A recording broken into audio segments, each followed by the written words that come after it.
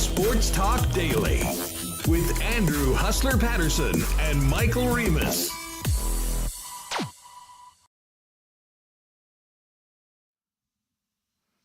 All right, everybody. Apologies for the delays for those of you who've been hanging around in the YouTube chat for the last 20 minutes. Welcome to a Friday edition of Winnipeg Sports Talk Daily.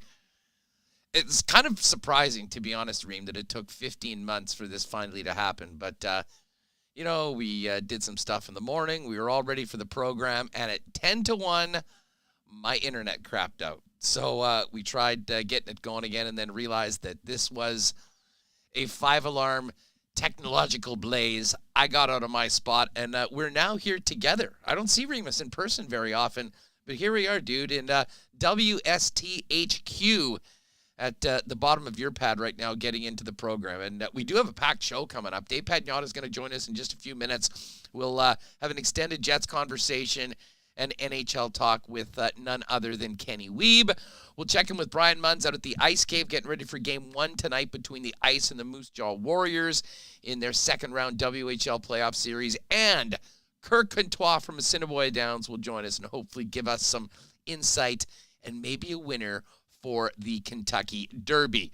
So better late than never. Apologies. Thanks to everyone who was with us, patiently waiting for us to get going on YouTube. And don't forget, we will have another marble race at the end of the program, right in and around 3 o'clock today, or just thereabouts beforehand. So let's get going. Big thanks to our sponsors that make this show happen each and every day.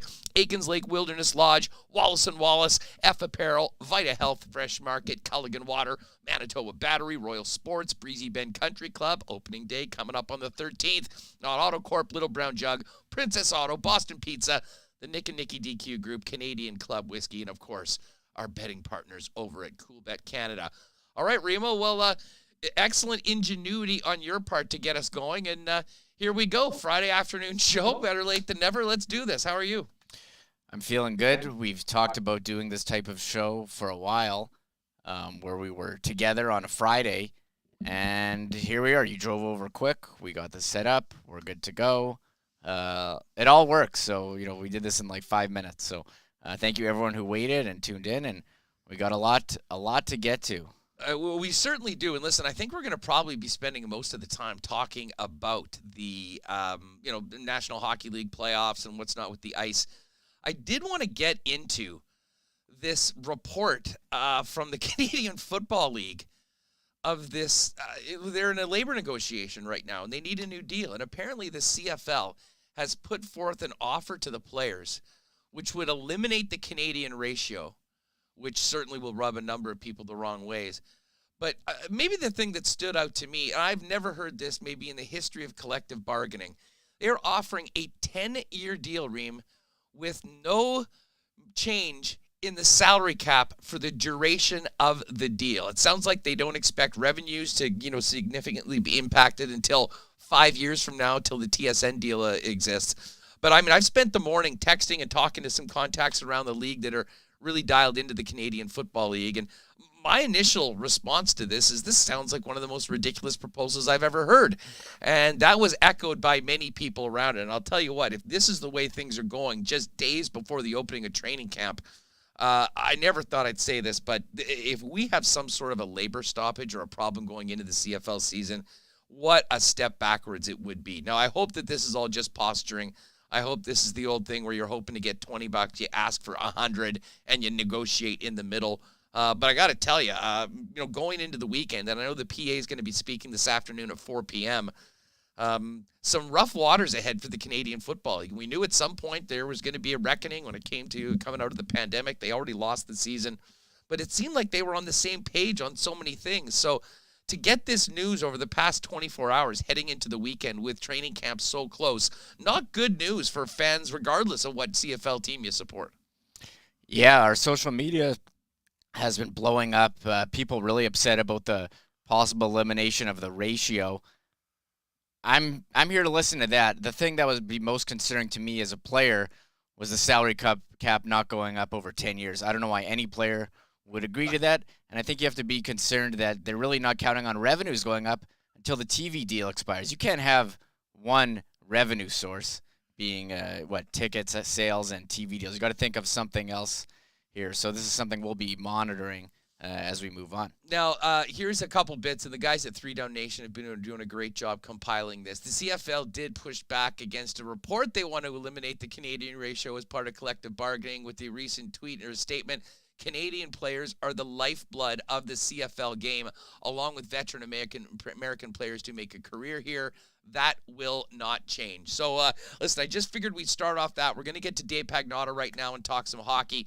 But certainly coming out of the weekend on Monday's program, we'll get hopefully Jeff Hamilton on and maybe another guest, maybe one of the 3 Down guys, to give us an idea about what's transpired over the weekend with both the PA and the Canadian Football League. All right, just before we bring in Dave Pagnotta, big thanks to our friends at Wallace & Wallace. Great to have them on board. They're Winnipeg's fencing and overhead door specialists since 1946. If your property needs the security and protection of a new fence, or if winter's done a number on your old one, they've got you covered. Vinyl, ornamental, welded wire, chain link, or wood. Wallace & Wallace has the right fence for you. And if it's time to replace your garage door, they have Winnipeg's largest selection of overhead garage doors. Give them a call at 452-2700. Wallace & Wallace experts can arrange a time to come out and give you a free estimate. And you can also visit them at wallacefences.com or pop down to their showroom on Lawson Road off of Kenniston. The gang at F Apparel are ready for summer. Talking to a couple people today, planning weddings, and the whole gang taking advantage of that great 15% off deal for a wedding party to get outfitted for the big day over at F Apparel. And it's a great time to get down there. Over 250 styles and fabrics that have come in for great summer looks. Pop down and see them, 190 Smith Street downtown, or make an appointment. Find out more online at fephapparel.com. And of course, it's Mother's Day. You might want to pop by Vita Health Fresh Market and make sure Mom's got a great gift for her waiting for her on Sunday. Vita Health stocked with Winnipeg's best selection of local, organic, and natural groceries, supplements, and beauty products, all at great prices. Not to mention a great grab-and-go deli with Vita Market soup, salads, and sandwiches. 7 Winnipeg locations, including the newest store in Linden Ridge. And check them out online at myvita.ca, a relaunched, fully shoppable website, so you can pick out everything you want, and if you need, schedule a delivery with Instacart. All right, after some technical glitches prevented us from having a smooth start to the program, let's get right into it and bring in a real professional, Dave Pagnotta from the 4th period. Dave, what's good, man? Great to have you on the program. Hold on. We've got you muted here. We're just going to make sure we've got you. I had him muted. That was it. There you are. Good. Dave, how are you? Sorry about that.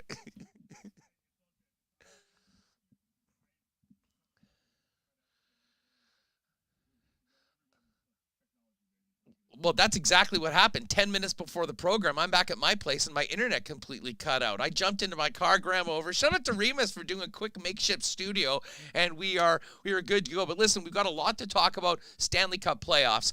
But listen, we saw you and Dennis here in Winnipeg towards the end of the season. It was great to see you guys in person there for the Kings game. The Jets were sort of just finishing out the season in a very disappointing year. I'm sure you've heard some of the comments coming out of the Jet dressing room at the end of the year, with the exclamation point being Mark Scheifele's comments after Sunday's game. I know you're dialed in. I mean, what do you hear? What are people saying about the Winnipeg Jets in this situation around the league? What are you hearing about this club here in the Peg? Around the time that we came for that Kings game, there was a lot of talk over Mark Scheifele and changes that were likely to happen in the offseason.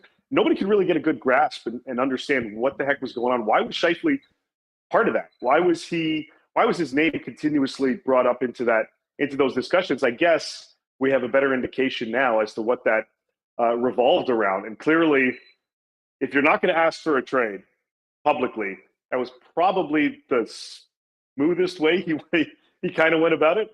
And obviously, when you say that, hey, look, I haven't talked to my GM yet, it's going to be a tough discussion.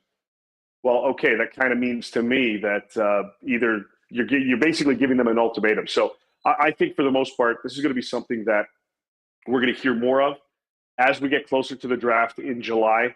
And there's probably a really good chance. I thought there was about a decent enough chance that Scheifele might get dealt in the offseason after his comments and after more was revealed last week. I just don't see a scenario where he's on the Jets next season. Sort of had that feeling growing throughout the year. I mean, at first, before even any of this happened, when you look at the Winnipeg Jets, the way they're built, look at the contract that Scheifele has, if the team was going to make a significant move to the core, I think all eyes pointed at 55, considering the value of his deal, 2 years left, and what you'd be able to get for Mark Scheifele now as opposed to a diminishing asset going into a final year and then unrestricted free agency. But when we hear what Mark Scheifele said, never mind Scheifele, Kyle Connor, Neil Pionk, Nikolai Ehlers, and for my money, Paul Stastny's statement, Paul Stastny talking about players not respecting their fellow guys that they're going out with was about as damning an indictment without directly pointing a finger at guys you'll ever hear coming out of an NHL dressing room. And, you know, those comments, as much as what Scheifele did and didn't say, I think really have the writing on the wall that we are going to see a major shakeup for a team that was, obviously a very disappointing team considering their expectations coming into the year. And I don't know that this is exclusive to Scheifele. I mean, Pierre-Luc Dubois has a contract that he needs to sign. He's an RFA, but there's been some back and forth, some juggling as to the messaging as to whether or not he wants to be there long term. He's saying the right things, but you kind of read between the lines and you're going, okay, well, unless you give him the contract that he wants or close to it, that he's just going to say, all right, well, either I'll sign a short term and I'll be in a UFA and I'll see you later, or you trade me. And I think this goes beyond just Mark Scheifele in terms of the comments that were made inside the room, which to me leads me to believe that there's certainly, and without a doubt, some type of cultural issue that's wrong in the dressing room that they have to remedy and they have to fix. And that's up to Kevin Cheveldayoff. New extension. There's full confidence in him guiding this ship forward. And I apologize if you hear some dogs yapping in the background. But again, the power of the internet and this kind of stuff. I anticipate some changes certainly being made with Scheifele kind of leading that charge, or excuse me, Cheveldayoff leading that charge in restructuring part of this group. They still want to be competitive. They still want to compete for a cup. And I think the season that Kyle Connor has certainly emphasized the fact that they can still compete now, but they have to make those cosmetic changes. Well, you bring up Dubois. It's a great point in that, I think he, no matter what, was number one priority for the Winnipeg Jets to get signed long term, and that was part of the deal with what they gave up to get him here, Dave. But with the potential of Scheifele leaving and the real difficulty, when you're making a trade to bring back a center anywhere close to the quality of Mark Scheifele overall, it certainly helps out PLD's negotiating process. And to be honest, Paul Stastny's a guy with the UFA deal going forward. I think we've realized that he's been the conscience of this team for most all, and I think that the need for the Jets to get Stastny back cranked up exponentially coming out of the aftermath of the end of the regular season as well. Yeah, I think so. And based on those comments, you look at him as leader in the room, and if he's comfortable in making those kinds of comments, and it doesn't seem like there was any pushback from anybody in the organization about it, leads me to believe, they want to keep him. They want to have him around. But if he's going to stay, those people that he was referring to, they've got to leave. And if it is Scheifele, if it is Dubois, then, those are going to be significant moves. We already saw the big move in line A for Dubois. So how is this going to go? Are they going to address their blue line by moving one of these guys potentially? Are they going to bring in a top pair defenseman? Can they do that by moving one of these two guys? What teams are going to be available? Are they looking at current assets and futures? Do they flip those for other pieces? I would imagine these are hockey-type moves. And if you're looking at this roster and you're looking what's available and you're looking at some of the teams that are out there, if I'm Cheveldayoff, I'm calling up Chuck Fletcher in Philadelphia, and I'm going, hey, that Provorov guy, how about we have a conversation there and see if Mark Scheifele might be a guy that would make that work? Yeah, and we've heard from many people, and I think Elliot Friedman spoke about this on 32 Thoughts earlier this week, that, despite, maybe a bit of a tarnished image for Scheifele, with what that he said in the season that he's had, Dave, I think that especially when you consider his contract at just north of $6 million, the amount of how productive he's been over the year, there will be a real significant market for this player going forward. 100%. Absolutely. There's, without a question, there's going to be a lot of interest in Mark Scheifele. And you're right. His cap hit for the next 2 seasons, $6.25 million. For what he produces, 80+ points, let's say he's a point-a-game player. And I'd imagine that wherever he ends up, you're going to put him in obviously an opportunity to succeed. He's going to be brought into an environment that has some pieces in place that he would presumably gel with. At least on paper, it would look good. So you've got to imagine his numbers will remain consistent at a point-a-game pace, if not more.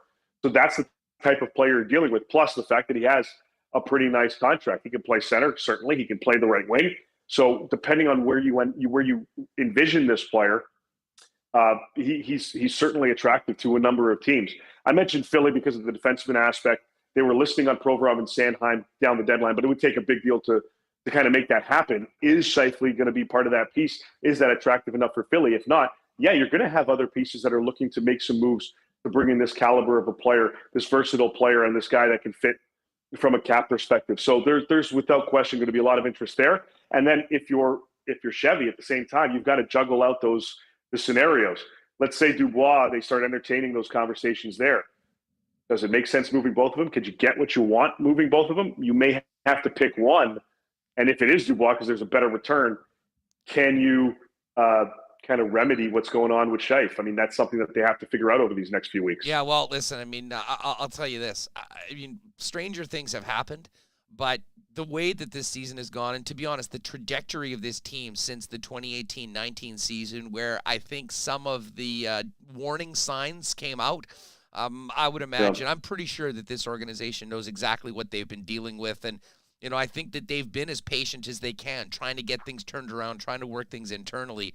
But where we stand right now, I'd be stunned if Mark Scheifele's a Winnipeg Jet next year. And, I mean, to that point, I think that makes the push to get Dubois signed that much more important, especially with him knowing that if Scheifele is out, he will be the guy going forward. And I think that's something that he wants, and certainly he was for the majority of the time. Even if we weren't calling him the number one center, he and Kyle Connor were the offensive cogs for this team for the majority of the year. Scheifele and Wheeler both picked up in the second half of the season. But, you know, the drivers, without a doubt, and when we're talking about the center position, was Pierre-Luc Dubois. And the other side of things is if you do trade Mark Scheifele, it's a huge, huge hole at center.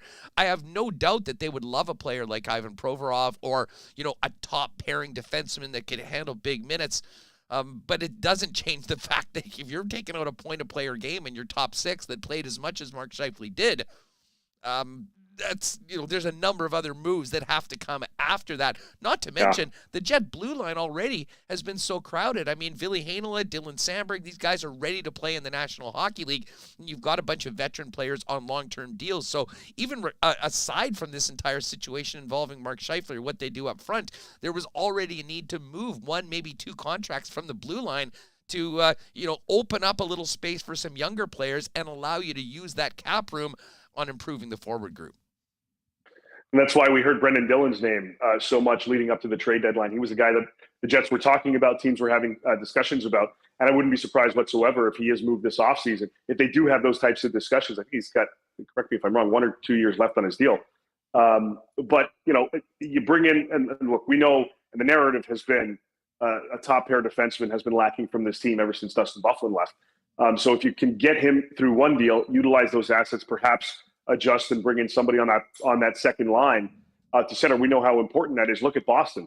They lose David Krejci. He went back home in the Czech Republic or in Czechia, and Eric Halleck got the call to kind of get moved up in the lineup. And as good as he did perform playoff time, it hasn't been as productive for the Boston Bruins. So you have to factor those little elements in. You're absolutely right. If they do move Scheifele, well, yeah, you're going to have a hole at that center position. Even if you do bring in a top pair D, that you're going to have to adjust it and address, at some point. So this isn't just a quick fix. This isn't a quick cosmetic change for the Winnipeg Jets and voila, everything's done. So I don't know if moving him for another center, if that type of deal is really viable. It may be a guy on the wing and they may have to move other assets to bring in potentially a second line center.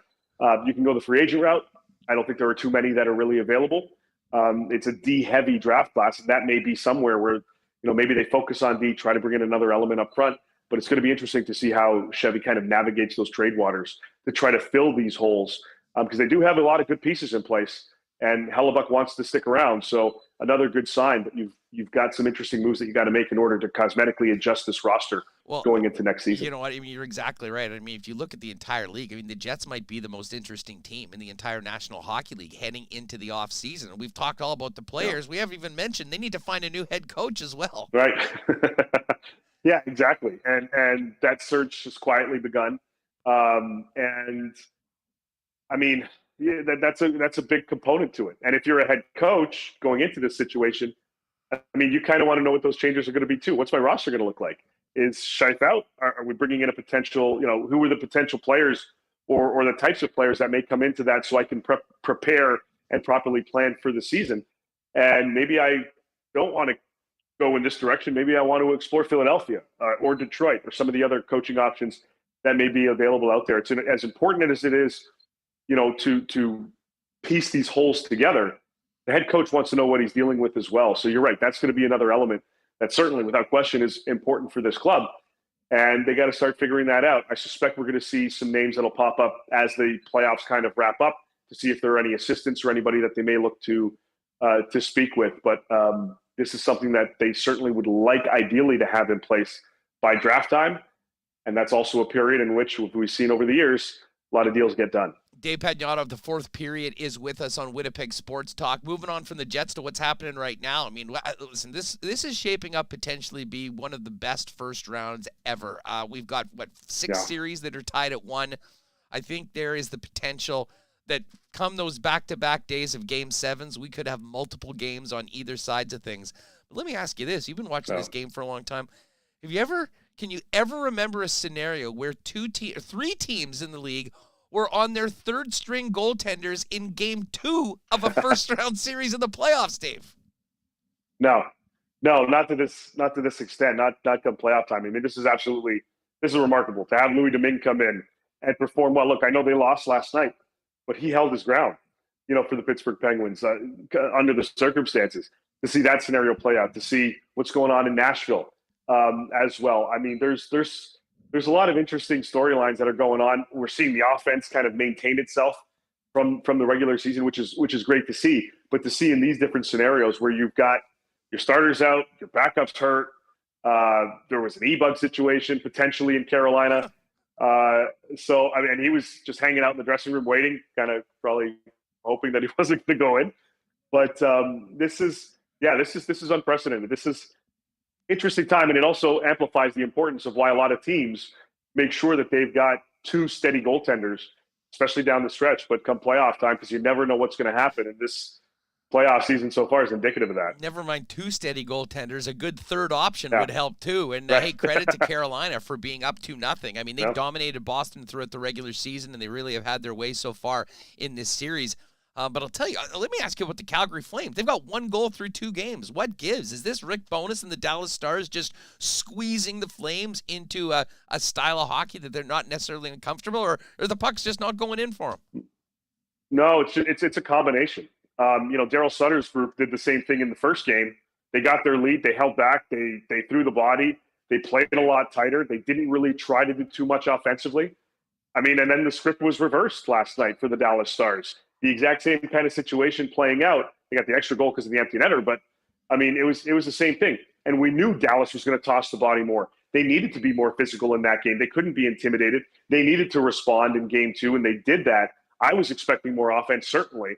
But I think we have a pretty good idea and a pretty good gist of how this series is going to play out. I mean, this is going to be potentially just a grind of a series if both of these teams are going to keep this up. And again, just watching this and talking to a couple players on both of these teams the last, few days since the playoffs started, they're both sides are pretty comfortable in playing this kind of game. Okay, you want to try to throw the body? Fine, we'll be able to play that game. Oh, you want to tighten things up defensively? Sure, we could do that as well. I mean, everything looks good until John Klingberg gets in another scrap next game and breaks a hand. Like your star players need to relax when it comes to dropping the mitts. I know it looks good and it feels good and it gets the team riled up, but you got to be smart about it as well.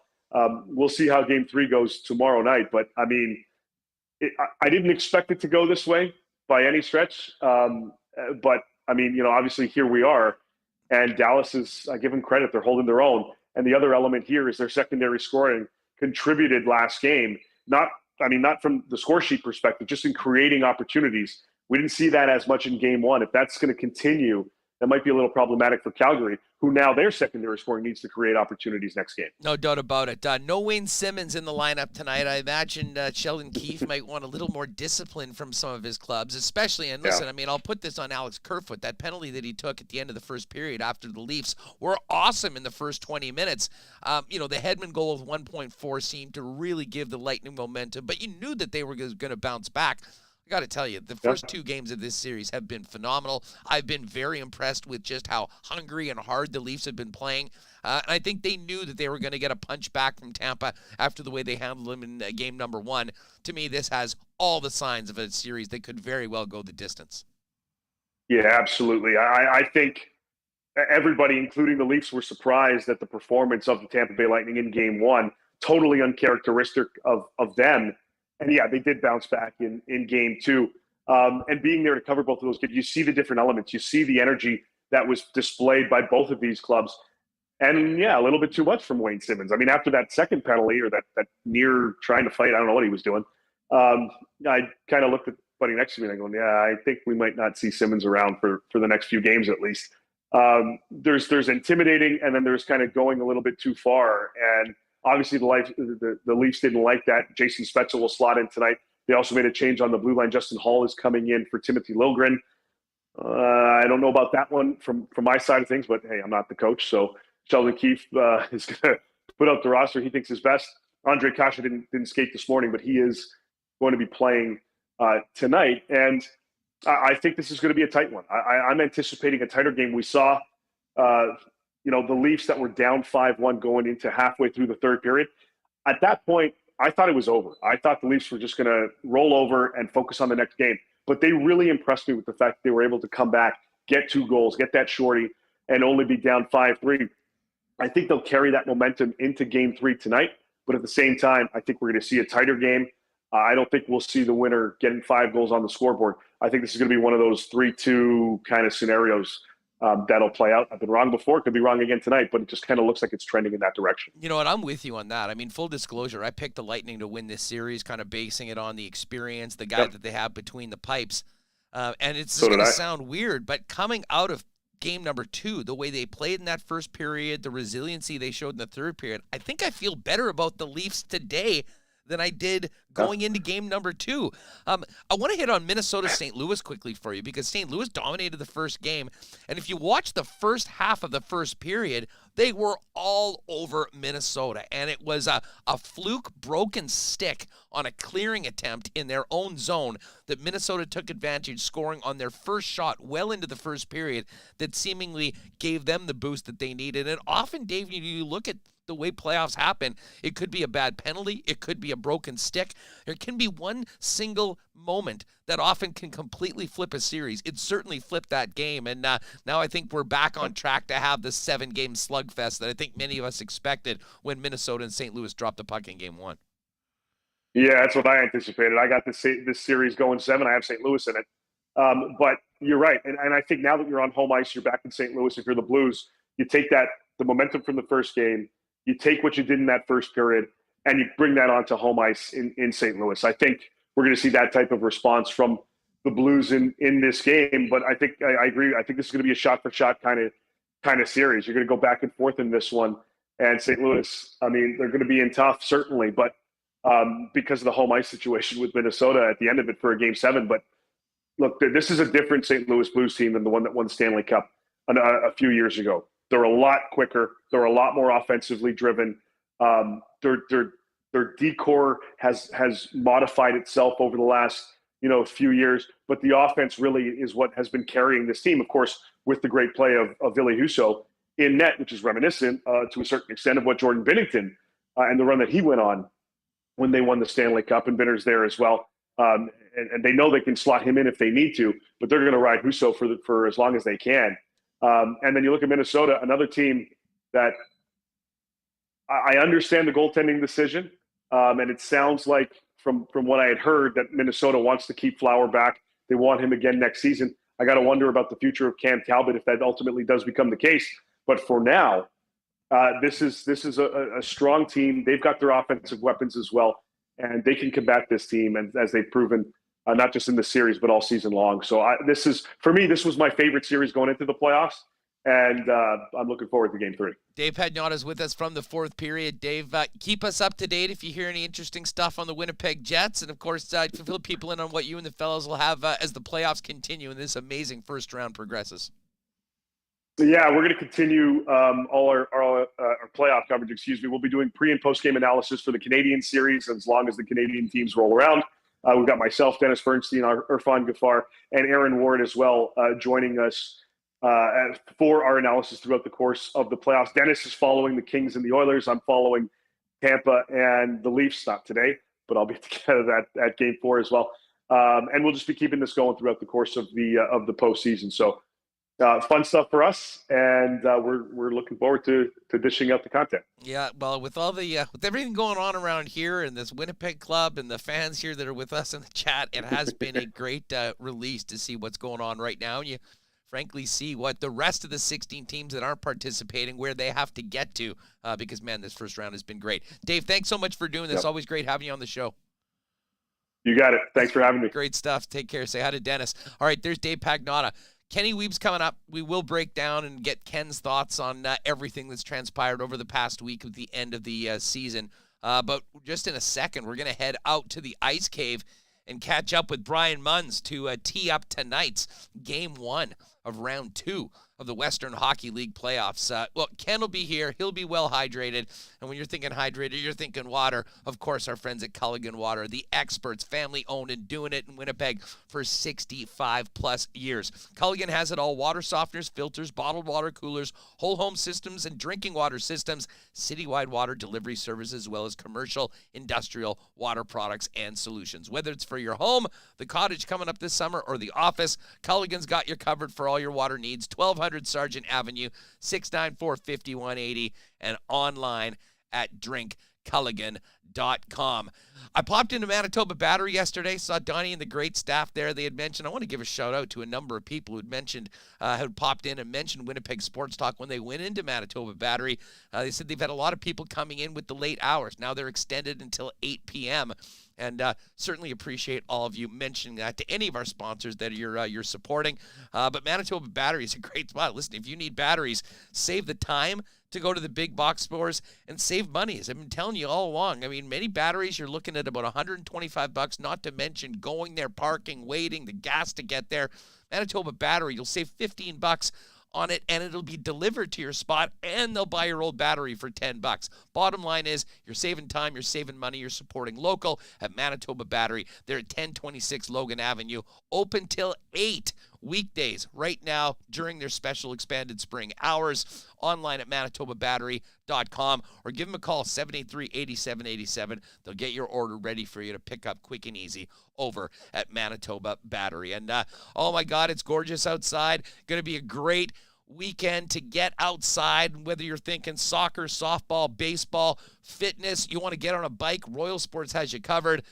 And we need to get into that WST disc golf outing as well. Things are drying out. You can get your discs at Royal Sports and get out and have some fun outside. Not to mention the best selection of licensed merchandise, including more and more Canada soccer gear coming in. Speaking of soccer, Valor FC home opener tomorrow afternoon. But pop by Royal Sports, 750 Pembina Highway, and follow them on Instagram as well at Royal Sports Pembina. All right, Ken Wiebe coming up in just a second. Right now, though, let's head to the Ice Cave and get a Round 2 preview with our pal Brian Munz. Munzie, what's going on? How's the vibe around the rink before Round 2 gets going tonight?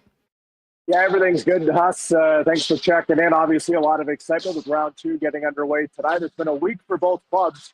Last Friday, Winnipeg was able to eliminate Prince Albert, and the Warriors knocked off the Saskatoon Blades. So it's fair to say that both teams are kind of itching to get going here tonight. Hey, quickly, just before we get into the Round 2 matchup, some pretty great news for a couple young players on the ice. The Central Scouting final rankings came out. Matt Savoy, number 4 amongst American skaters, and Connor Geeky, number 5, and Mikey Milne as well checking on the list. Listen, great seasons for all those young men, but nice to see those names high up on that list going into the draft in Montreal. Yeah, it sure was, and really no surprise that those guys were involved. They've been the talk of the team the entire year. Amongst the NHL scouts, there's so many really good players on this team that, you know, we've talked about all season long, and I guess that's why they finished where they did during the 68-game regular season schedule. But I can tell you, leading into this series, and throwing the fact that Jagger Furcus and Denton Matejchuk were 12 and 14 respectively for Moose Jaw. You look at Zach Benson for next year, Braden Yager for next year, and then the players that have already been picked right now. There's a ton of scouts that are expected to be here for this series, and my phone's been ringing off the hook to make sure that they'd be able to get in and have a spot to watch the first two games in the series tonight and tomorrow. So not only from a fan standpoint, but from an NHL standpoint as well. There's a lot of buzz coming into this one here tonight. Well, no doubt about it. And of course, no better opportunity for these young guys to maybe further boost their draft stock than to come up big at the most important time of the year. Paint the picture. Winnipeg had a nice run, a quick 5-game series in round number 1, practice all week. How do these teams match up? And fill us in on exactly what went on in the regular season between these two clubs. Well, it was an interesting series during the regular campaign. They played 7 times, and Winnipeg had much more success in this building here than they had in Moose Jaw. They were able to win inside Mosaic Place as well. But, I was talking to a little bit of the Warriors this morning at their pregame skate, and they were kind of curious to see how the games went against the Raiders here inside the Ice Cave, because it's been a tough building for everybody to play in. The fans are right on top of you, and there's obviously a little bit of an extra boost when you're at home. And the Ice played so well in this facility during the 34 games they played, and then through the first 3 against the Raiders that, the Warriors are kind of looking over their shoulder a little bit. But Moose Jaw's got talent. There's no doubt about that. They've got a veteran goaltender in Tedachuk who was able to steal a lot of games for the Warriors himself this year. He's in his final year, and Mark O'Leary and Jason Ripplinger brought him in for a reason to kind of sustain things in the back end because they have so much firepower up front. So I don't want to say a high-scoring series, but I expect a lot of grade A scoring chances. I think both Tedachuk and obviously Daniel Hauser from Winnipeg are going to keep the game on the lower end goals against wise, but if one ends up being 6-5 one night, it wouldn't surprise me either, just based on the scoring that's there. But 2 really good blue lines. Carson Lambos obviously leads things for Winnipeg, and Damon Hunt is taking part in the morning skate this morning. We don't know if he's going to be a player yet for the series. Mentioned Denton Matejchuk earlier on for the upcoming draft. Those 3 defensemen in themselves are going to be ones we're going to be watching on television for a long time in the National Hockey League in years to come. So it's going to be a lot of fun. Like, these are 2 very skilled hockey clubs that are going head-to-head here in round 2, which is going to be a treat to watch. Munzie, we just talked about Matt Savoy, number 4 in the Central Scouting list for North Americans. He did miss part of the series in round number 1. How's he feeling? What's the overall health of the Winnipeg Ice going into tonight's game 1? Yeah, he's good to go. And back on that line, obviously, with Zach Benson and Connor Geekie. And when you look all the way down the lineup here right now, that's the one reason why the Ice have had so much success is the depth, right? Like, their top 9 forwards, you can say it's lines 1, A, B, and C all the way through. And James Patrick can kind of put whichever of those 3 lines he wants on the ice out against anybody, and they're going to make some things happen. So Savoy's good. You know what? Knock on wood right now. They've had a really good series in that department, and you hope it continues here all the way through. And I think that's what adds to the excitement of it is, other than Damon Hunt right now for Moose Jaw, who's a question mark coming into game 1 here tonight, both teams have their full complement ready to go. Well, that's certainly what you'd hope to see at this time of year, although with the attrition of the playoffs, it's not always the case. Yeah. Listen, Munzie, I mean, we talk so much about the firepower of the Winnipeg Ice and the guys up front, but we can't omit talking about Daniel Hauser. Continues to put up huge numbers. Listen, you got to score goals, but you also need goaltending. And man, has this young man provided an incredible level of just that for Winnipeg this season and so far in the post.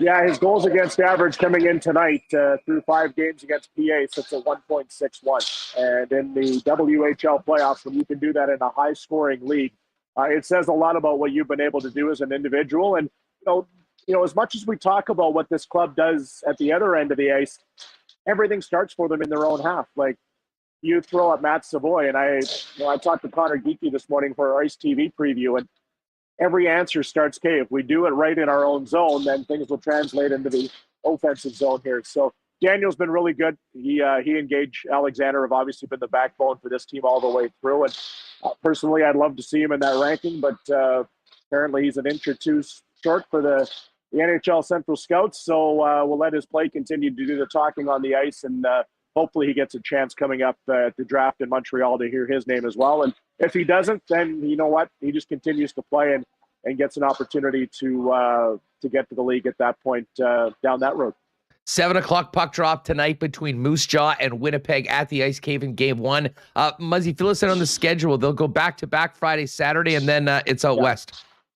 Yeah, games 1 and 2 here tonight and tomorrow. Tickets are still available at winnipegice.ca, and then The Warriors will host games 3 and 4 coming up on Tuesday, Wednesday.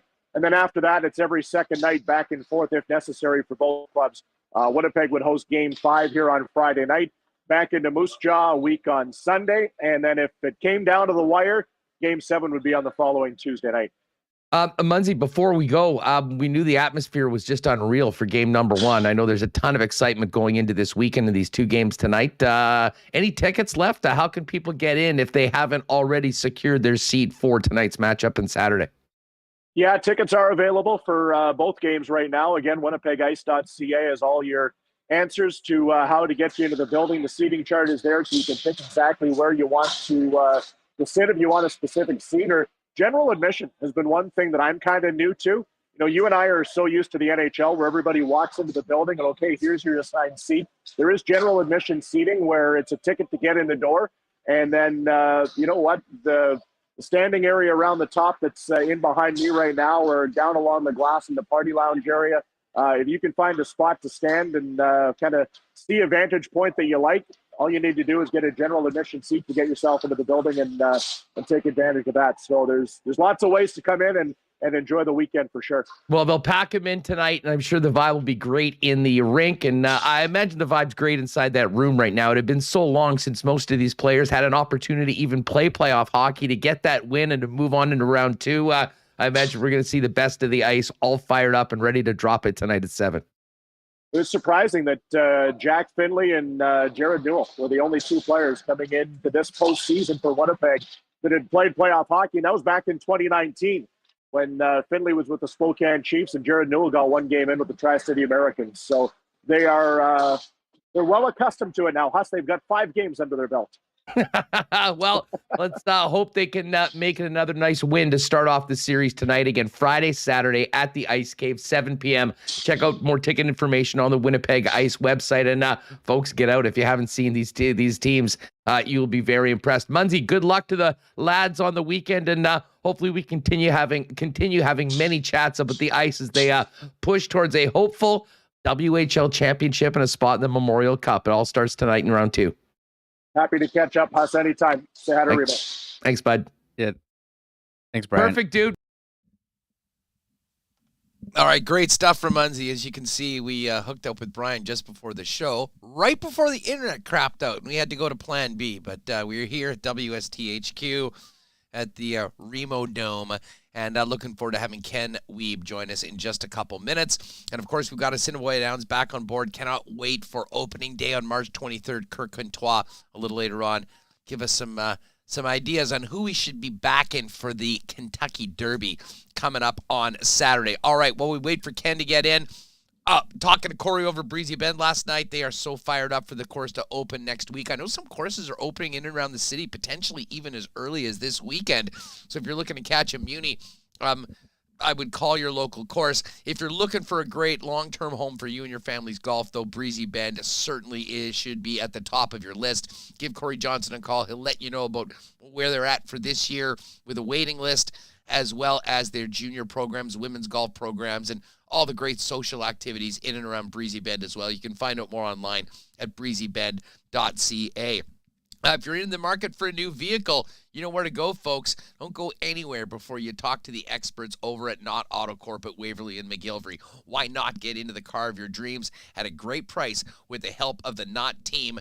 And if you're thinking about an electric vehicle, talk to them about their Tesla Experience program, where you'll find out everything about the electric vehicles, how they're different than the cars you've been driving in the past, and let you try them out as well. Knott Auto Corp, Waverly and McGillivray, and online at knott.ca. The weekend is here. You know, if we had a little bit more time to plan, if we weren't going to be able to do it from our normal spot, I would have suggested we go down to Little Brown Jug, and we'll try and get out there at some point this summer, maybe for a Friday afternoon show, and welcome a bunch of you down for it. If you've never been down to the brewery and tap room in the Exchange on William Avenue, make a point of doing it. You can try all the incredible Little Brown Jug beers, especially the flagship 1919. And if you can't make it down, they do deliver Wednesdays, Fridays, and Saturdays online at littlebrownjug.ca. Or, of course, you can pick up the 1919 and all the other Little Brown Jug offerings at your local beer store or Manitoba Liquor Marts. Now, Ken Wiebe's going to join us coming up in just a couple of minutes. But we will talk, and I mentioned this right off the top, and interested to hear what people in the chat have to say about the reaction to this proposal from the Canadian Football League to the CFLPA. I was connecting with Ted Wyman a little earlier, and he did mention that I guess there's a conference call for the PA coming up this afternoon at 4 p.m. So CFL fans, I would pay attention to your Twitter feeds with Jeff, Ted, of course, and the folks over at 3 Down Nation for the latest on it. That being said, Bomber season is right around the corner. Cannot wait to get going and do a little tailgate and gather with folks beforehand in the Bomber tailgate area, which is brought to you by our friends over at Princess Auto. Princess Auto is where you'll find the best deals on the most unique assortment of tools and equipment around.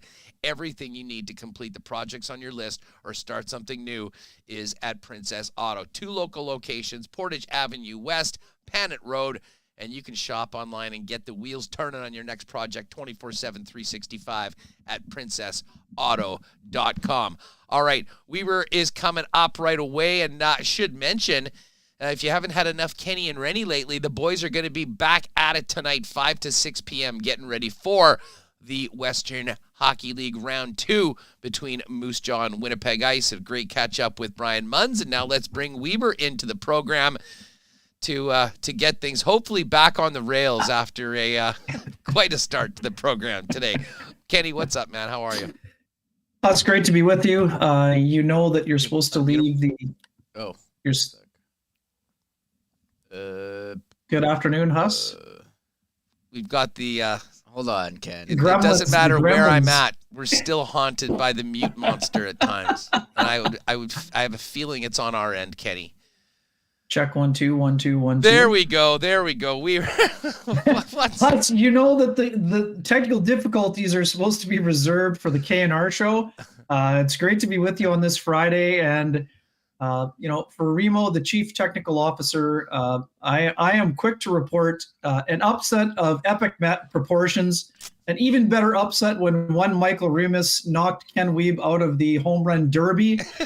Scott Billick has stolen the media championship belt with a crisp 88 this morning at Oakwood Golf Course. Yep. Whoa. He shaved me by 1 stroke. Yes. Billick.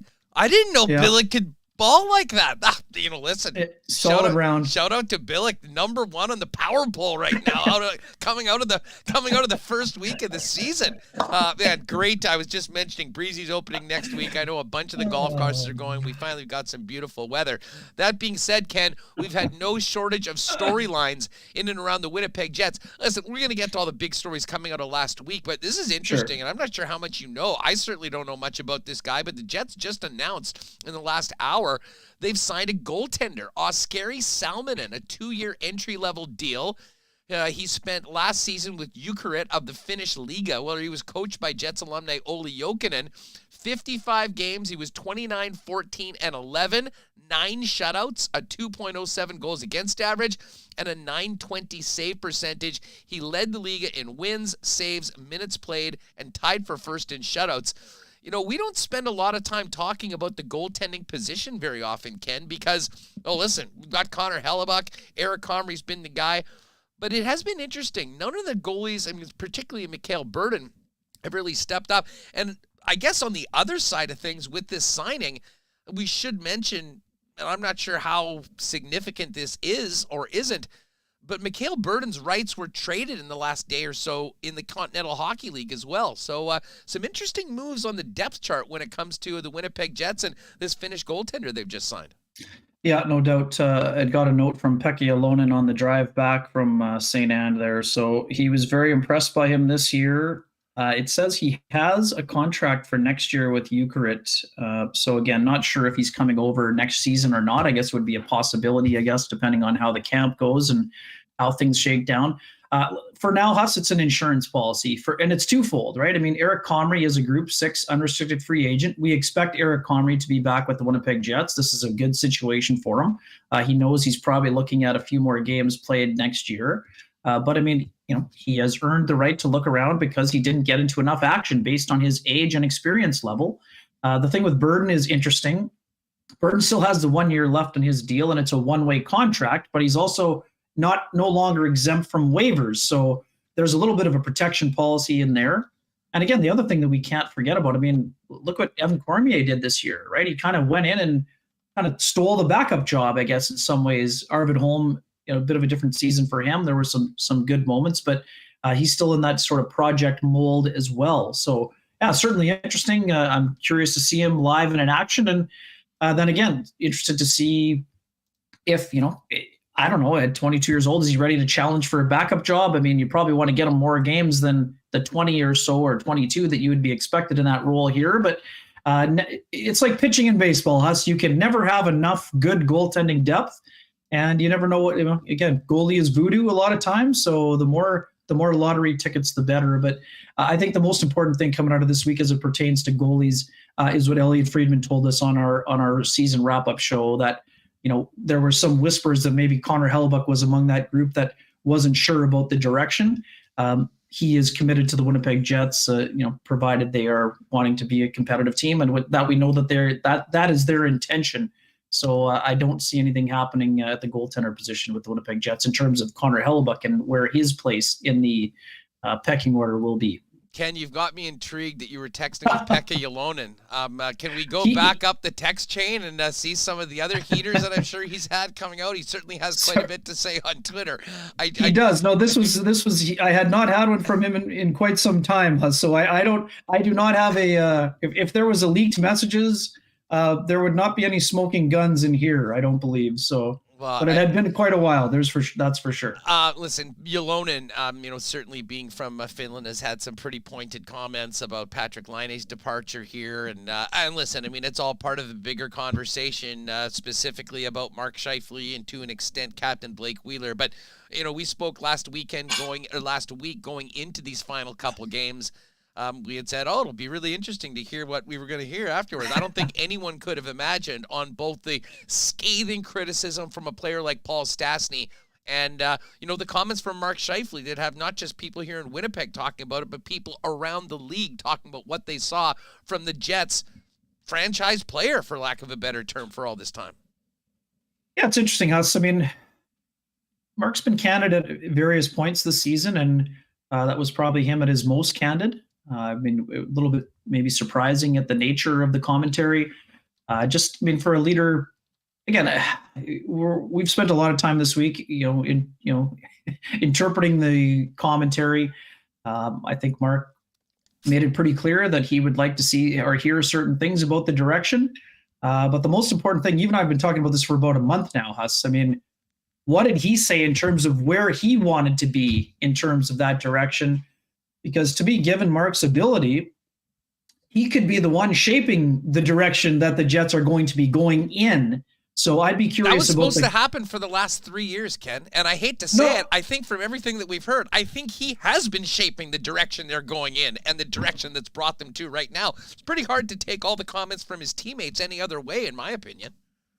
No, fair enough, Huss. But what I mean is that what is Mark saying in terms of what his role is going to be? Is he open to a position change, to moving to right wing potentially, if that means helping, reduce the defensive responsibilities?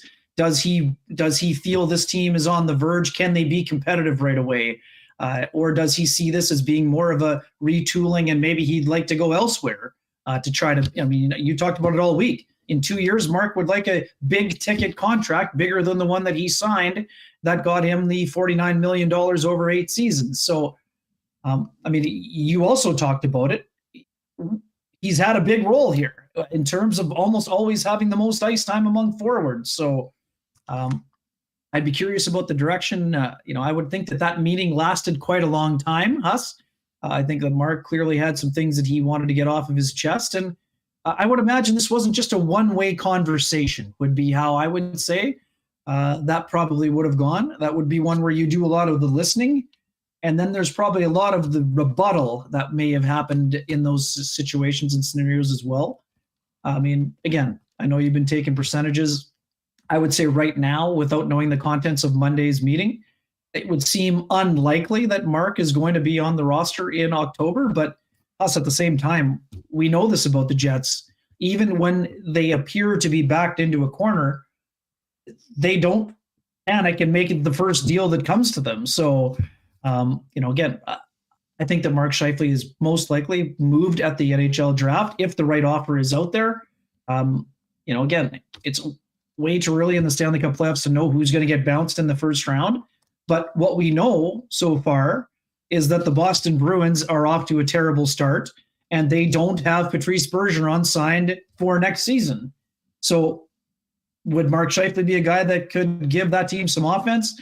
Boston did pretty well with their last high-end first rounder that needed a change of scenery in terms of Taylor Hall. I mean, Mark Scheifele to Taylor Hall, that would seem to have a lot of offensive potential. So, I mean, again, I just mentioned Boston Huss because we know at the Andrew Kopp sweepstakes, Jake DeBrusk is a guy looking for a change of scenery. Now Mark Scheifele potentially looking. Could there be a fit there? Again, it could be a bigger deal. It could include some pieces on the back end, could include draft picks. Well, let me ask you this from a general manager perspective, and you can put the Chevy hat on right now. Sure. Elliot Friedman, and I certainly agree, he was on with you and Rennie and said that, make no mistake about it, regardless of how maybe the image is tarnished a little bit in the season and, whatever people are saying around the league, there will be a big market for Mark Scheifele.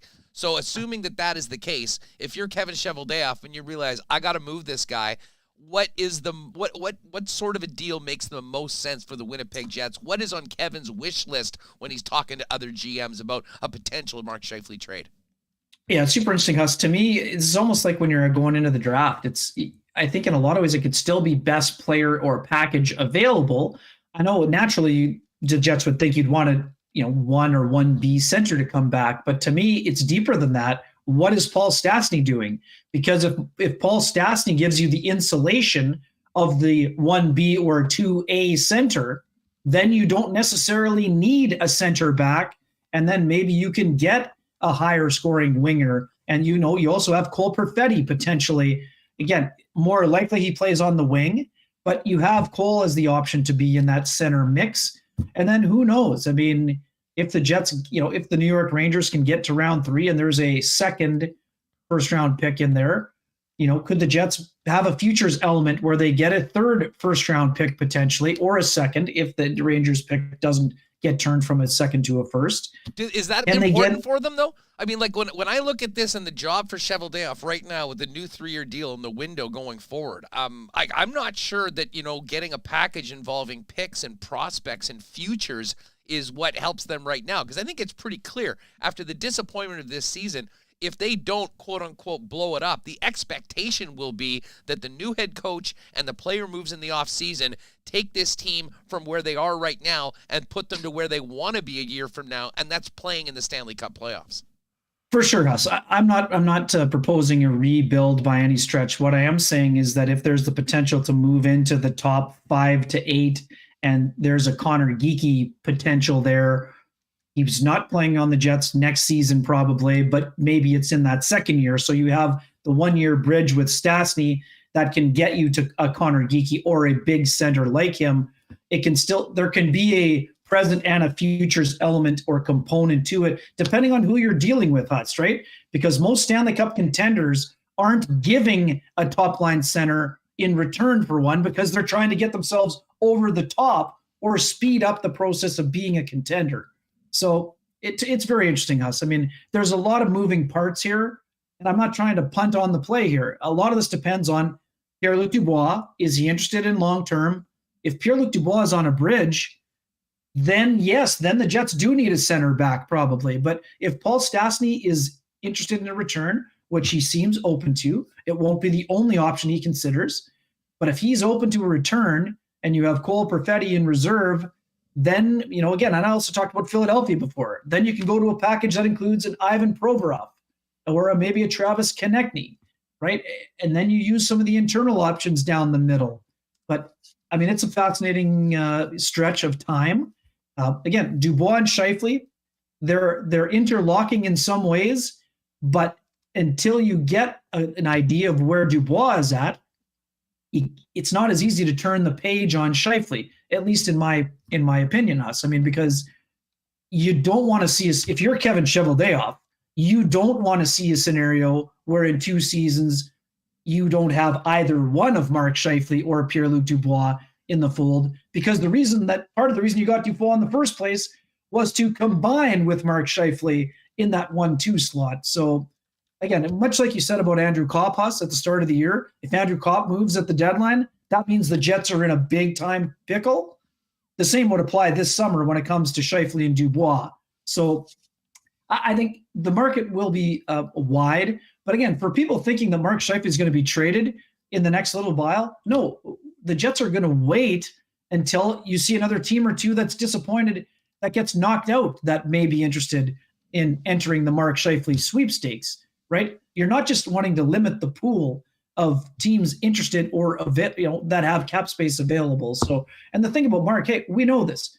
The other teams know there are defensive deficiencies, but what those other teams know is that Mark Scheifele is at a premier offensive player at a number that is conducive to most salary cap situations, even if you're a cap ceiling team. So while I've seen some people dismissive of, oh, well, the Jets are selling low on Scheifele, well, they're not selling low on what he does well. What he has done well is be a point-a-game player for 6 consecutive seasons.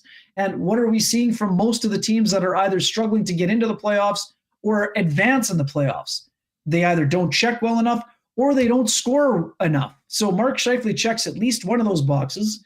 So there will be some appeal to his situation as well. But man, that week of the draft, whether it's 2 first-round picks for the Jets or 1, it figures to be, even the year the Trouba was moved, that was a year where there was a lot of excitement maybe around the team. But the fact that trade got made leading up to the draft, not on site, I think this year it's more likely to see something on site where it could be have a pretty big ripple effect in the grand scheme of things. Yeah, I mean, listen, I expect something to happen with Scheifele in and around the draft. I'm with you. I mean, I don't think it's imminent in the next week or two, barring some guy wanting to come to the front of the line and blow Kevin Cheveldayoff's doors away, which, could happen. But I think, the best case scenario for the Winnipeg Jets is having a number of players involved in the deals, and, maybe that ups the value as far as what you're going to get back. But as far as the being patient, honestly, Ken, and I think I'd thought this for a while, but I think it was eminently clear coming out of the weekend. I think, listen, if we're seeing all this and we've been talking about it all year, you don't think the people inside the organization know? And sure. And to me, it's hard to imagine we're actually comparing Evander Kane to Mark Scheifele, but I'm going to do it right now because they knew that Evander Kane wanted out for a while, and they said, well, that's nice, we'll let you know. And it waited until there was a complete implosion in the dressing room with the infamous tracksuit incident that Evander Kane got traded. To me, this past week was the tracksuit incident, if you will. Right. And this is pushing them forward, whether they wanted to or not, however long that they've been thinking about it. To me, they are at that point right now. But, in Cheveldayoff's favor, just going back to what we've seen, this isn't a guy with a huge rap sheet of doing a bunch of things. Listen, there'll be some murmurs around the way he handled himself and what's going on in Winnipeg in the dressing room.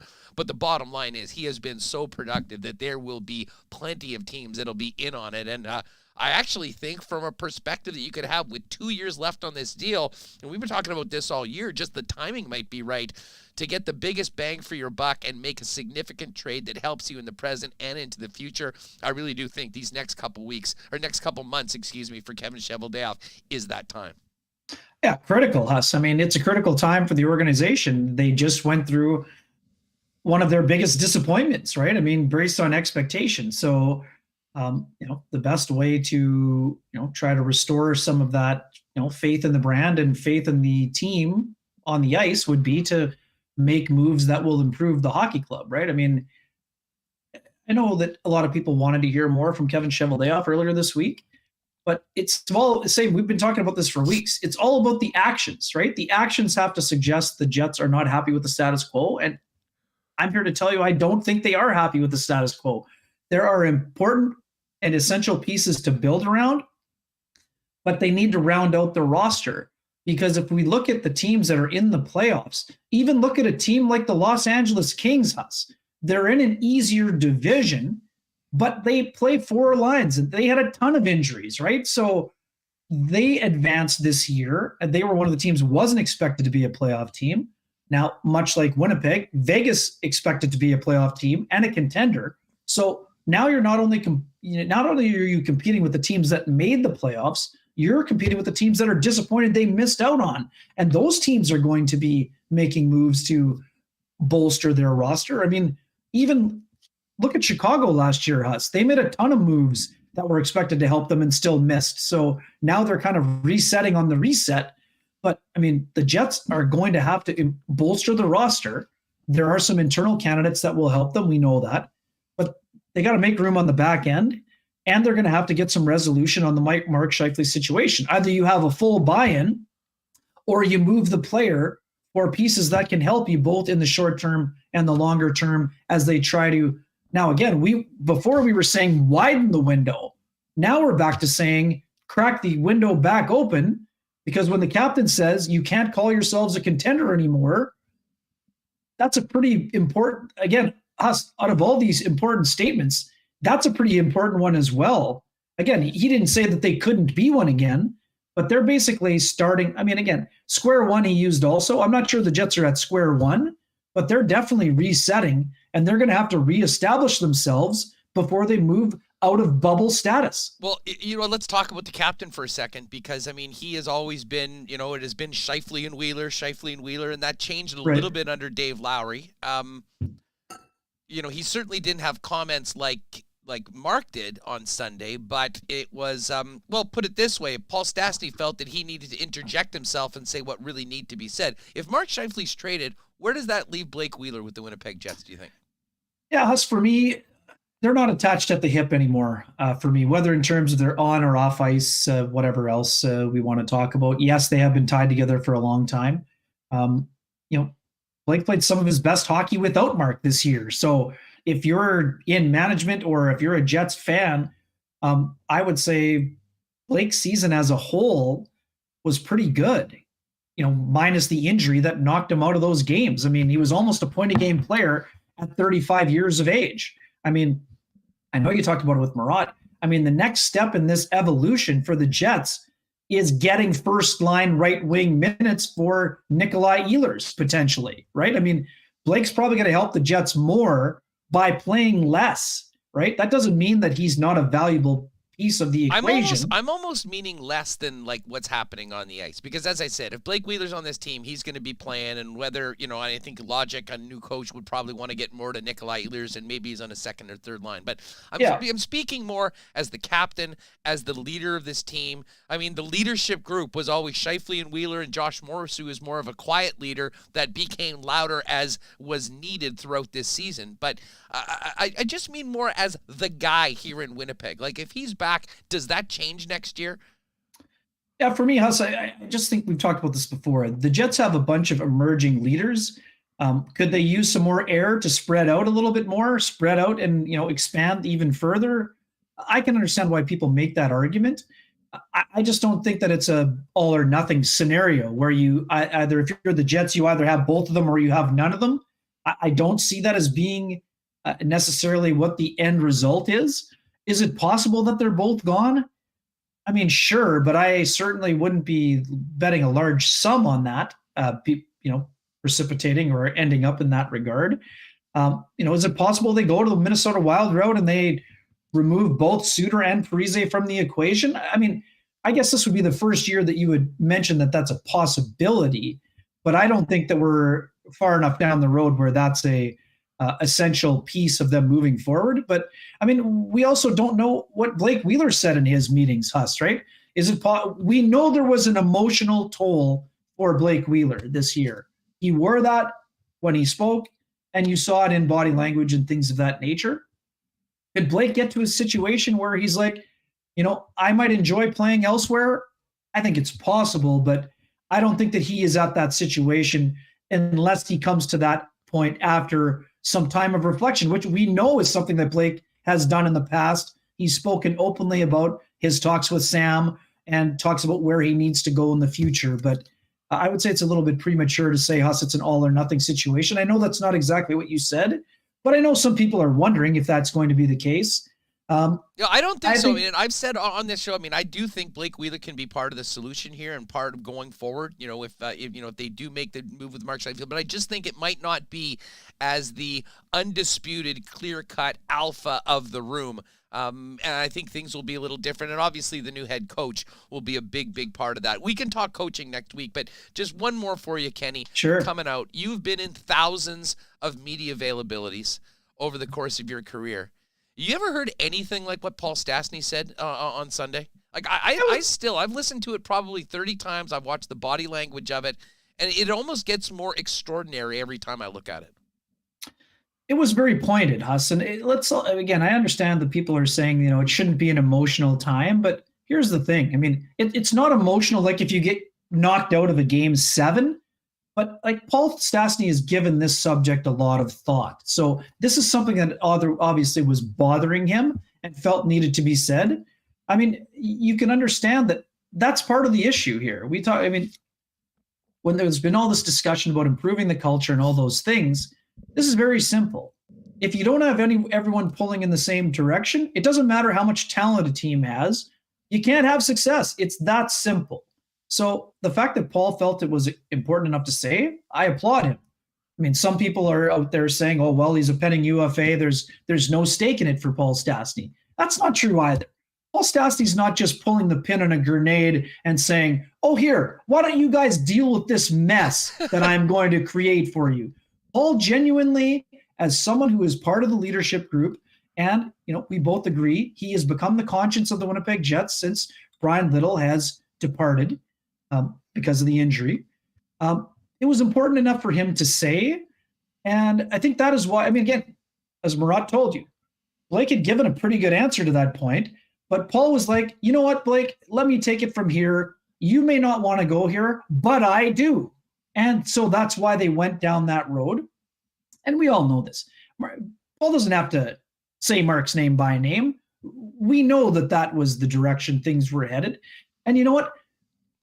Mark respects Paul. Listen to what Mark has said about Paul since the first time he arrived on the scene in Winnipeg, right? So sometimes when you've been in a place for a long time, and this is why I think it's even more important coming from Paul Stastny, because of where he's played and the other people and leaders that he's played with in places like Colorado, in places like St. Louis, where they had a good team, but they couldn't get over the top until after he was gone.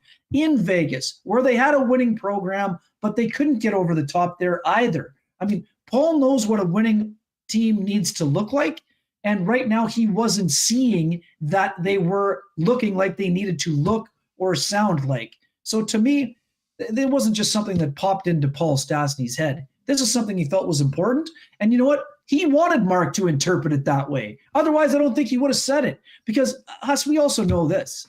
You can be sure that Paul Stastny probably said that to Mark's face before he said it publicly, but maybe he didn't get the response he was looking for. So maybe then he felt it was important to say it publicly, because the other part, when he got into the accountability, he talked about how he likes it when the coach calls out a player.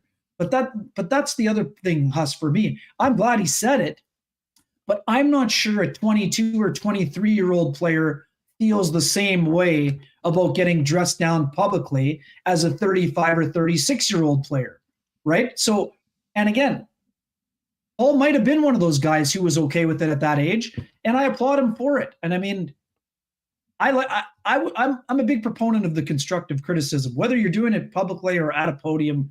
Well, the public is always the last call. Is the exactly. last? It's more of a last resort. Everything has been done inside the room, and finally, all right, this is the last shot. Hey, everyone, this is broken.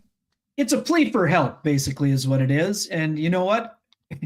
If the folks up there in the office don't see it, well, here it is. I'll just lay it out on a platter for you. Now deal with it, right? So again, that we talked about it a lot in the last month, Huss. To me, that's ownership. You're not just saying that for effect. Paul Stastny is not a hot takes kind of person. He's a methodical, deep thinker. He's given this a lot of thought. And whether he's leaving out the door to join the Florida Panthers or the Colorado Avalanche, he basically saying, you know what, here's my gift to you. If you solve this issue, you might be able to move forward. And you know what? I might even come back if you solve this issue. So, yeah, well, I think anyways, if they do solve that issue, I think they need him even more, if you know what I'm saying. I Fair. mean, for a number of reasons. Hey, we got to run. We're going to talk Derby with Kirt Contois, but quickly tee up what you and Rendog are going to be doing today at 5.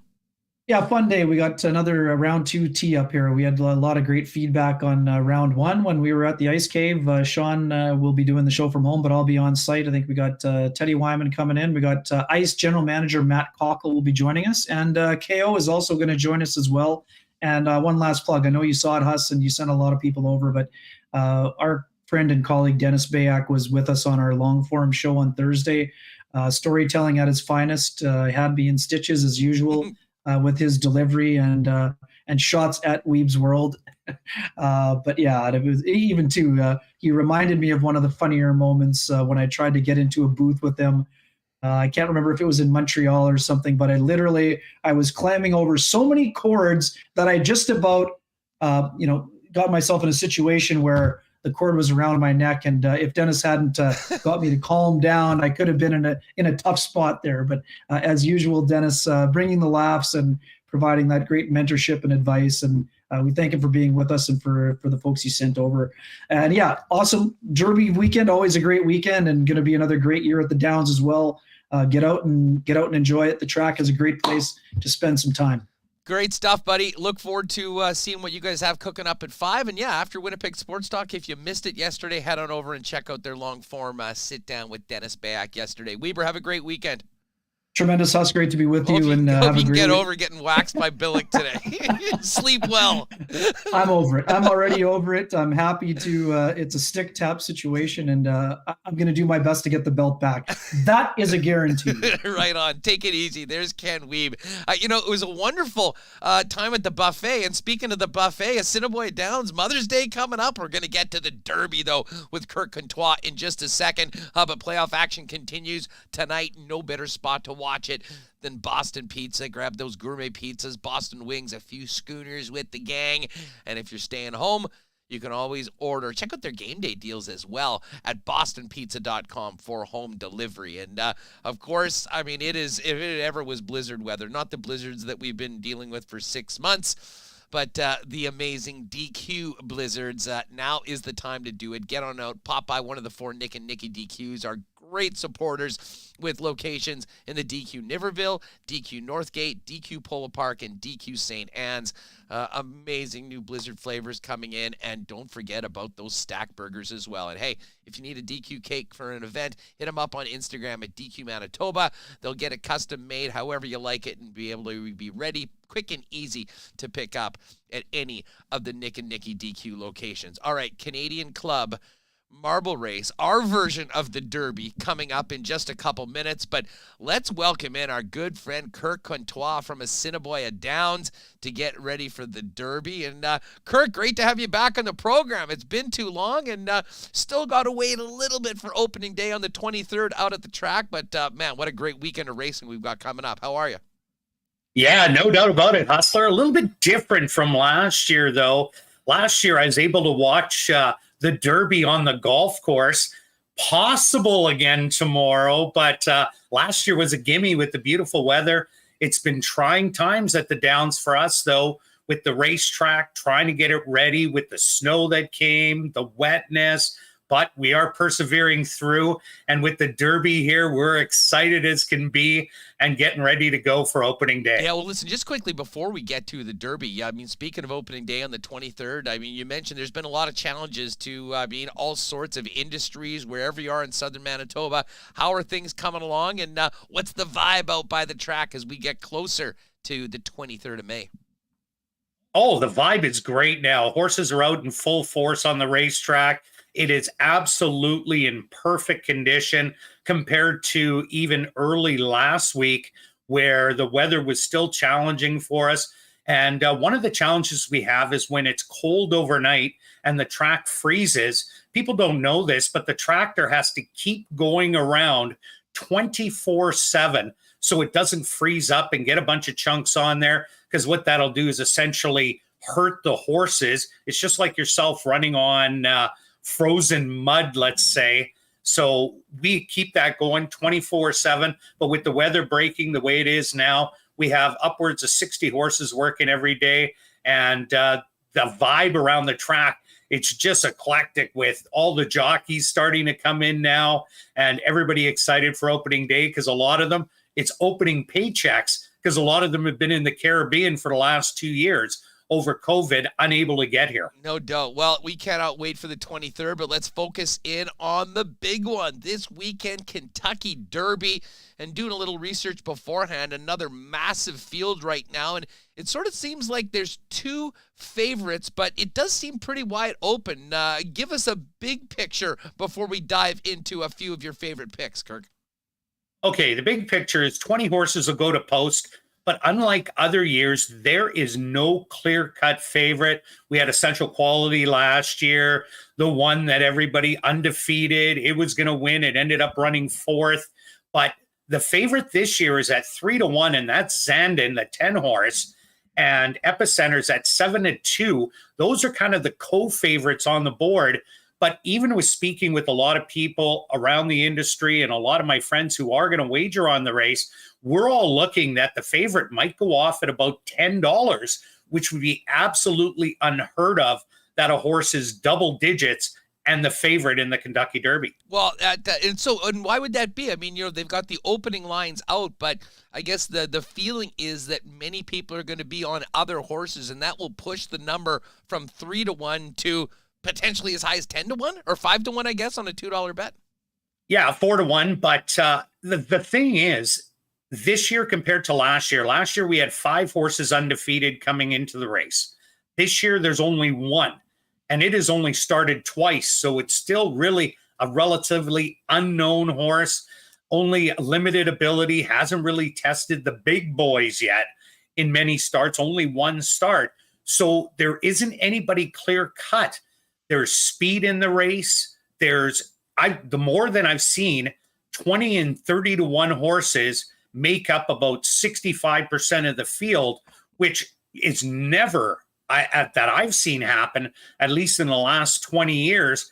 And I like quite a few of those ones at 20 and 30-1. Well, I mean, you mentioned Zandon 3-1, Epicenter 7-2 are the favorites. Hockey fans, I'm sure, took note of the 8-1 horse Messier. And then you mentioned you got a couple 10-1s, White, Abario, and Mo Donegal, and Taiba at 12-1 before we get to that big group of 20 and higher. From Zandon and Epicenter, in between that group, Messier to Taiba, is there a horse in that mid-range odds that sort of stands out as the best bet to you? Well, for stretch, he's going to Messier. He really likes the way that horse is running. But myself, Smile Happy is at 20-1. And I thought that was an absolute crazy morning line on this horse because it started 4 times. It's only lost twice, and both of them were second place finishes to Epicenter and Zandon, the 2 favorites. And they're giving it a 20-1 morning line. And this horse has shown great running style from just off the pace in a stalking roll. And so I'm all over that 20-1. And I think that running style really suits well in this field. Yeah, big group of 20s. Smile Happy, as Kirt just mentioned. Crown Pride, Charge It, Simplification, Cyber Knife, and Zozos. And then another, 8 horses at 30-1. Happy Jack, Tiz the Bomb. Remember that name? We had a number of Tiz horses out at the Downs over the last couple of years. Oh yeah. Any horses in that bottom group that you think might be making somebody very, very rich on Saturday? Well, I'm looking at another 20-1 shot. Maybe Crown Pride. It's a little Japanese horse that's racing across the seas. But we've seen the Japanese horses do very well at Breeders' Cup this year. It was their breakout year. Their big horse, Love, got it done. They had a couple under that at 50-1 winning. So they won 3 of the Breeders' Cup races. And that was the total that mostly they've started and not even hit the board in the last 20 Breeders' Cup. So maybe the Japanese horse, because I don't think it'll go off as 20-1. I think it's going to be more like the 40-1 variety. But Crown Pride, the 7, you might want to look at that one. And it definitely, with Japan, the way it did in Breeders' Cup, you might want to give a second look. Now, obviously, value as far as what the odds are will come into play, Kirt. But if you had just one toonie and you were going to go up to the window and put it on one horse, is it Smile Happy at 20-1 that is your favorite pick for the Derb? It definitely is. But you know what? I wouldn't just jump straight to the win, because I think in Smile Happy's race, I'm going to actually make a sizable show bet on it, because I think I'm going to get around $7, which if you got a horse that pays $7 to win, 20 gets you 70. I'm looking at the show pool. All I got to do is run third, even though it is a 20-horse field, and he's never run worse than second. If I can get $7 on a show, I will be giggling all the way to the bank. No doubt about that. Now, I know there'll be a lot going on at the track for the weekend. Fill us in on that, as well as what you and Stretch will be doing, teeing up the big races on the AS Downs, the ever-popular AS Downs YouTube channel. You betcha. Me and Stretch, we pre-taped the show yesterday. We did races 7 through 12. Race 12 is the Derby. There's 14 races throughout the day. The Downs opens at 9 o'clock to get ready for all the action. Me and Stretch started on race 7 through race 12. So we got the 20-cent pick 6, which is mandatory payout. So if there isn't 6 winners, it goes to 5 winners, and all the money's got to go. There's probably going to be close to 5 to 10 million, something like that, in the pick 6. So there's a lot of money on the line. And so we got there, helped go to ASD.com and ASD Live, myself and Stretch, 2022 Kentucky Derby. Try and give you some of the winners in there, and hopefully you can get a little ticket together for a 20-cent ticket, maybe spend it $12 or something. And if you can get it, I think the minimum that it'll pay is $1,000. Wow. Well, that is so exciting. And it's exciting just knowing that we're going to be back seeing you guys in person very soon. May 23rd, opening day at Assiniboia Downs. But first things first, the first leg of the Triple Crown and the Kentucky Derby. Of course, you can get down to Assiniboia Downs and take it all in and bet there at the track.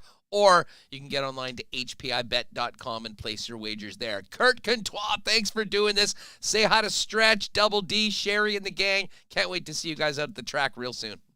I definitely will, Hustler. You take care, and good luck with all your wagers. Thanks so much. There it is. Kirt Contois, Kentucky Derby goes tomorrow. All right, let's get Remis back in here. We have, listen, we do have to get to Coolbet lines. But as we just mentioned, we were talking Kentucky Derby. The WST Marble Derby is about to go down. As we do that, we've got a great partner in Canadian Club Whiskey who has given us some great WSTCC hoodies. And that is our version of the Masters green jacket. Congratulations to Jerry Beluda, who won last week. We're going to hook up with Jerry quickly and get him his hoodie. But right now is your chance to do it. So, Remo, we good? We want to open up the registration in the YouTube chat for folks. Take a look for the prompt, and you'll see it'll say put in !marbles. You'll have a couple minutes to count yourself in, and we'll get to the Coolbet lines. Check out tonight's hockey action, and then get going with the marble race at the end of this very interesting edition of WST today. Yeah, this has been an interesting one.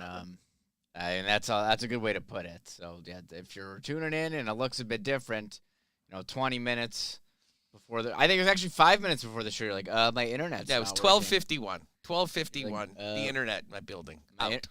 My internet's not working, and I was like, oh, did you try unplugging and plugging it back in? Yep. And we did that a couple times. It didn't go. Thankfully, we live close together. It took 25 minutes for you to get here and us to get on. Get on the air. Well, you did a very great quick pickup here. We've got the lights going on. Luckily, the other great thing was being in Vegas last week. I had all our additional equipment all packed up, ready to go. So basically, grabbed the bags, got over here. We got the mixer, we got the headsets, and now we have the marbles. So I don't have the YouTube chat up on us right now. Remo, are we good, or is our things open? Yeah, it's open. People are putting in the names. Yeah, so if it looks a bit different, again, we set this up in like 20 minutes. Like, you're sitting on my kitchen chair with some patio furniture as a desk. Hey, whatever it takes to get the show on the air today here, folks. Sounds good. That's all that matters. Video, we got some lighting in here. We didn't have time to do a lot of the normal adjustments that I would do, so It is what it is. But hey, it's been a great show. Fun to have Kirt on. Of course, Munzy, Pagnotta, Ken Wiebe. We really have packed it all into today's show. But you know, it's Friday. That means we're not done until we drop the marbles. So right now, if you're with us in YouTube, just put in !marbles.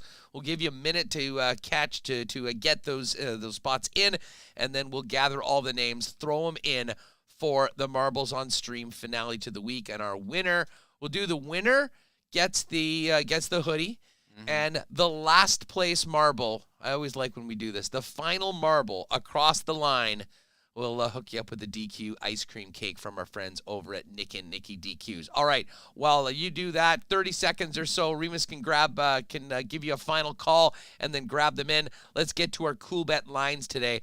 And by the way, a few people wondering where the lock shop was today. Dustin Nielsen's involved in the Hockey Helps the Homeless. Had a game right when we normally do it. We'll put something together either later on tonight or probably tomorrow, but definitely follow myself at Hustlerama, Dusty at Nielsen, TSN 1260, and the Lock Shop at Lock Shop Bets, and we'll fire out some picks for tomorrow's games. But I can tell you right now, some real interesting matchups. It's going to be a great night of hockey. The Bruins backs against the wall, minus 133 at home.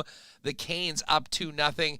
A road dog plus 115 on the money line. I can't wait for this Toronto-Tampa game tonight. And again, these numbers are very, very close. Tampa, minus 115 at home. Leafs just south of even money at minus 102. And just looking at the Austin Matthews goal prop as well, plus 101. And I'll be honest, I think I'm taking the Leafs tonight. I think the Leafs bounce back. I despite the fact that they lost, and I mentioned this to Dave Pagnotta, I think I feel better about the Leafs today than I did going into Game 2.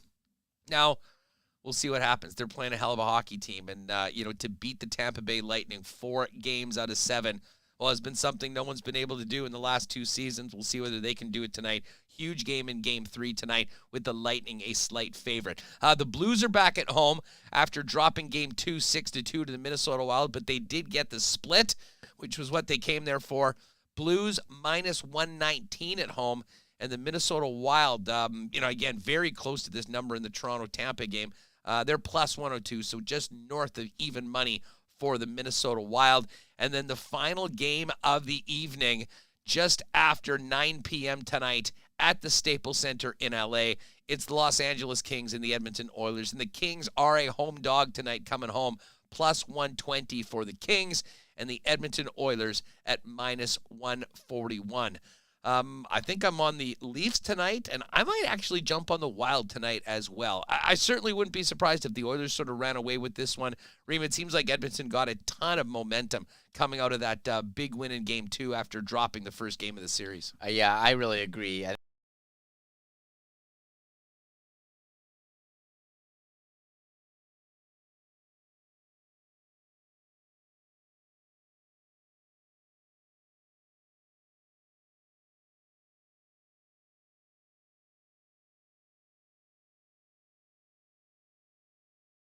Issue. That wasn't a mute issue. I just didn't have that screen set up. I got you. Geez, I messed myself up. You were talking about the Oilers and their big bounce back in game number 2, heading into Game 3, just to reset you. Yeah, just to reset me. Yeah, the Oilers in Game 2, once they got the first goal, they really took it to the Kings. They figured out how to play physical. First game was pretty close, and then. They really found it there. So the Kings got the great goaltending in Game 1. Can they get that in Game 2? I'm not so sure. But there we go. And, yeah, I see people. We are having technical difficulties here before. We figured it out. I didn't add these new microphones to all of our screens. So there you go. No gremlin. I'm not pulling my hair out. I'm totally calm here. Yeah. I'm not sweating at all. Hey, this one, if it happened today, it would be totally understandable. As I mentioned, if you're just popping in for the marble race, 12:51, 4 kilometers away, the internet went out at my spot. So we had to race over. We got a little bit of a late start, but it actually has turned out quite well. Hopefully for those of you listening on the podcast, you won't even know the difference. But right now isn't about the podcast. It's about our live YouTube channel. We have closed the entries. and it's time to get the marble race set up. So, Remo, why don't you do that? By the way, just one more mention of Coolbet. If you haven't played at Coolbet before, you do want to get in on the action for the weekend. Use the promo code WST, and it'll give you a 100% bonus up to $200 on your first deposit. Just while Remis gets the marbles ready, quickly just look ahead to tomorrow's games. We got a noon game tomorrow. Florida and the Caps. Florida, good old noon game. Florida would get the noon playoff game. Oh yeah, it's like the Raptors getting the noon line over and over. Exactly. Yeah. No one cares about the Panthers. They give them the noon. They're only the best team in the league throughout the regular season. That being said, it's all about fan bases and eyeballs on sets. Panthers probably near the bottom of the playoff teams. That being said, great start to the day tomorrow. Panthers minus 189. Caps a big home underdog at plus 159. The Avs, after that big overtime win last night against the Nashville Predators, are on the road. A big road favorite, minus 217 against the Preds. Preds plus 180. And a straight-up pick'em between the Rangers and the Penguins. And by the way, I guess we mentioned this a little bit with Pagnotta earlier, but Casey DeSmith, we thought he was out because of hydration issues. No, he's had core muscle surgery. He's out for the season right now. Third stringer Louis Domingue was in game number 2. They'll hope they'll be able to get Tristan Jarry back at some point, but right now they're down to their third stringer. Rangers and Pittsburgh, a straight-up pick 'em, even minus 109 on both sides for tomorrow's game. That one will take place at 6 o'clock. Avs Preds at 2:30. And then the nightcap, the Calgary Flames into Dallas, tied 1-1 after the Stars shutout win last night at the Saddle Dome. Calgary minus 152 favorites, and the Dallas Stars plus 129. Just very quickly, I'm just going to look at these series bet numbers because Tampa and Toronto, again, almost a pick 'em. Leafs minus 105, Tampa minus 111. Obviously, the Carolina Hurricanes are a big favorite right now. But the Wild and Blues, same thing as Toronto and Tampa. Minus 111 for the Wild, minus 105 for the Blues. So this series should go the distance. I'd say they go at least 6. And, basically a pick 'em right now if you want to bet them over at Coolbet. All right, we know what you're waiting for, folks. It is marbles time on Winnipeg Sports Talk. Remo, how are we looking, and where are we going today with the marbles? So, which track? We've had a few beauties lately. I've got to open it. One sec.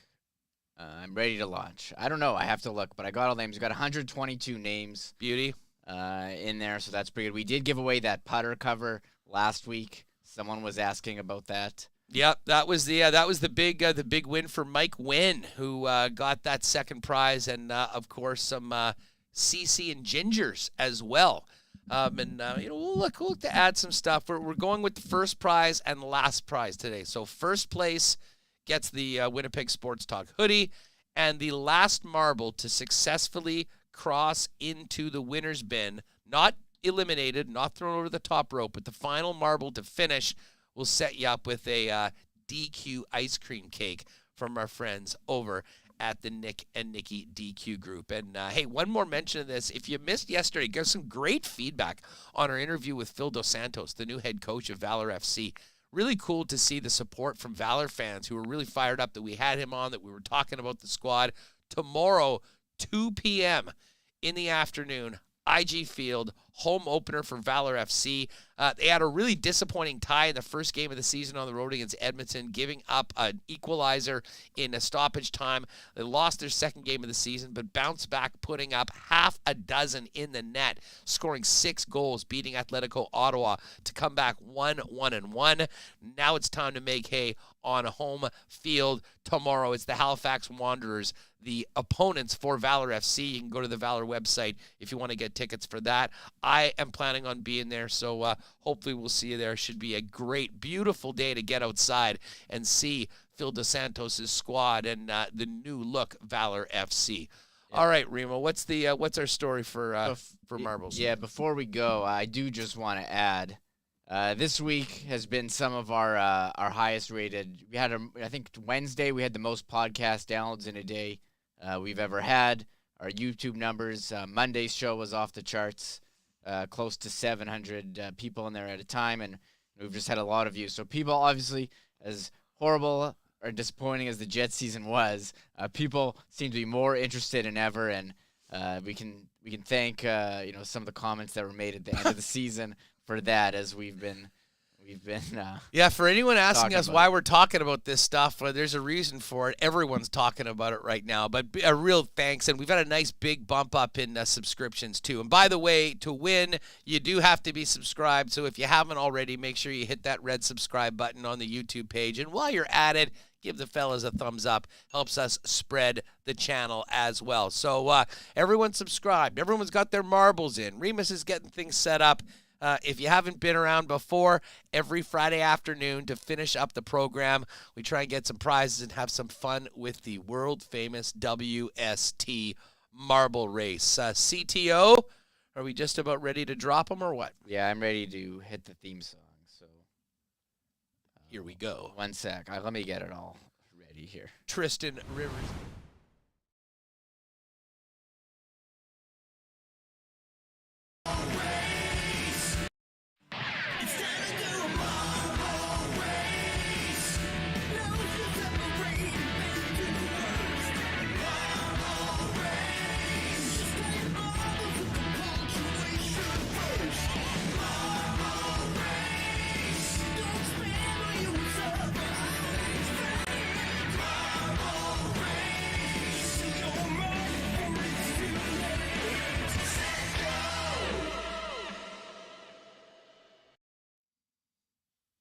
All right, here we are. Marbles. We've got the names in.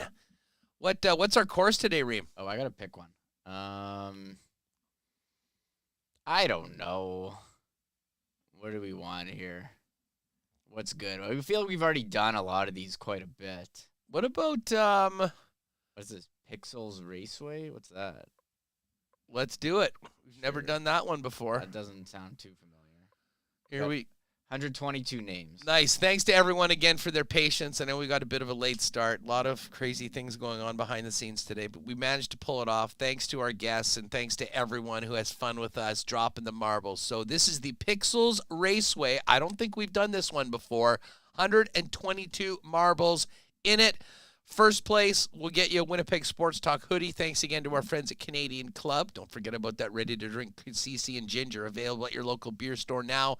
Try it, or, of course, Manitoba Liquor Marts. And then the final marble to successfully cross the finish line, we'll hook you up with a DQ cake from our friends over at Nick and Nicky DQ. If you do win, make sure to send us an email after the race at winnipegsportstalk@gmail.com, and we'll make sure that we make arrangements to get you your prizes.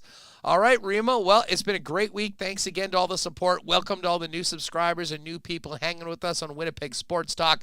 This is how you head into a weekend, by dropping the marbles on WST. All right, they're off here. Here we go. This is interesting. Big drop at the start. T. Will's in the mix. TTT Bone. What else do we have here? Stefan Marshall. Whitten Holland. Frosty Winnipeg's looking good. Stefan, nice big lead. Kenny's Water Bottle. Kenny's Water Bottle's been. We see Dennis Ferreira in the mix. Pie Boy. Got a little bit of a stop here. Who's in here? Christine Wolf in the lead right now, and Dennis Ferreira getting shot forward into the Pixels Raceway. Now we've got some obstacles here, but Christine still in front in the appropriately titled "See Ya Later." We'll see if "See Ya Later" can say "See Ya Later" to all the other marbles and get into the front. Right now, Christine, though, is in first place, dealing with a few of the marbles. See Ya Later in second. We've got Dylan, Kevin as well. And Kenny's Water Bottle now into the lead and getting shot forward into the Pixels Raceway. We've got some more obstacles. Larry Tag now into the lead. And we're getting close. Could this be it? Larry's in first. There's the obstacles. Who's coming in? Oh, See Ya Later at the end. Stefan Marshall. This is going right down to the finish. Who's it going to be? Larry Tag is the winner, narrowly beating See Ya Later at the finish line. Oh, my God, what an incredible end. We've got a few eliminations right now. And now, folks, we wait to see who the final marble will be in. You'd love to take some time getting into the obstacles right now, and maybe you can be the winner of this amazing DQ cake for the final winner. It looks like Moose 3 is going to be it. Is that the final one? There it is. So Larry TSG, congratulations. I think Larry's a first-time winner, although Larry's been in before. Larry, send us an email, winnipegsportstalk@gmail.com. I'll hit you back and we can make arrangements for you to pop by and pick it up. And Remo, just if you want to confirm at the bottom that Moose 3 was the final marble across the way. Moose, maybe just take a picture of your screen so we know that you are, in fact, Moose 3. And then hit us up at winnipegsportstalk@gmail.com as well. And I'll talk to our guy, DQ Nick, and make sure we've got a spot for you. With all the craziness, I'm not sure whether I mentioned our friends at Aikens Lake Wilderness Lodge still looking for a couple of employees for the summer. It is an unbelievable spot for university students, basically living in paradise for a few months with amazing people out on the water. And as I said, if you want more information on that, or you know someone that's looking for maybe a once-in-a-lifetime opportunity in the summer, go to aikenslake.com or hit Pit Turan up on Instagram, or on Twitter, at Aikens Lake. But Larry, Moose 3, congratulations. And Remo, I know this show started in a bit of chaos, but I have to say, great guest today, great comments, great turnout in the chat as well. A fun marble race to finish up, and a great way to finish up an amazing week. Last week it was Vegas. Here was one of our biggest weeks ever. We just keep on rolling, and big thanks to everyone that's making us a part of their day. Yeah, this is so much fun this week. Remind everyone to subscribe, hit the like button as well as it pops up on the screen. But great week talking Jets. We're going to have a lot of news this summer. Is Mark Scheifele going to get traded? Who's the Jets coach going to be? Who are the assistants? And we haven't even speculated who the next play-by-play voice is of the Winnipeg Jets on TSN, as I think their TV coverage is going to look a lot different now that Dennis Bayak has stepped away. So this has been a great week of shows. Our numbers on YouTube, we've got a lot more new people in here. Podcast numbers looking great. We're moving out the podcast charts. Very exciting times. And next week we'll have the Moose home playoffs. The Ice are here this weekend. Valor home opener. Exciting. Gold Eyes just around the corner in a week as well. So listen, we'll have lots of hockey topics to talk about with the Jets offseason and the Stanley Cup playoffs, but everything else is getting going. Golf season starting. We got the PGA Championship coming up. But yeah, as Michael Remis reminded you all, tonight, home games today and tomorrow for the Winnipeg Ice. As Munzy said, still a few tickets remaining. Get on out there and be a part of it. Should be bananas in there. Tomorrow afternoon, Valor FC home opener. And of course, the Moose are in Milwaukee taking on the Admirals in game 1 and 2 of their series. And be sure to join us on Monday, because we will have some Moose tickets to give away for the playoffs coming up next week. But in the meantime, count yourselves in, moosehockey.com, for all the ticket information for our American Hockey League team gunning to move on in the Calder Cup playoffs and chase that Calder Cup that eluded the city in 2009. Well, as you said, great week. Thanks to everyone that's been with us, and we can't do it without our great group of sponsors, including Aikens Lake Wilderness Lodge. Find out more at aikenslake.com. Wallace & Wallace, F Apparel, Vita Health, Culligan Water, Manitoba Battery, Royal Sports, Breezy Bend, Not Auto Corp, Little Brown Jug, Princess Auto, Boston Pizza, the Nick and Nicky DQ Group, Canadian Club Whiskey, and of course, our betting partners over at Coolbet Canada. For Michael Remis, I'm Andrew Paterson. Have a great weekend.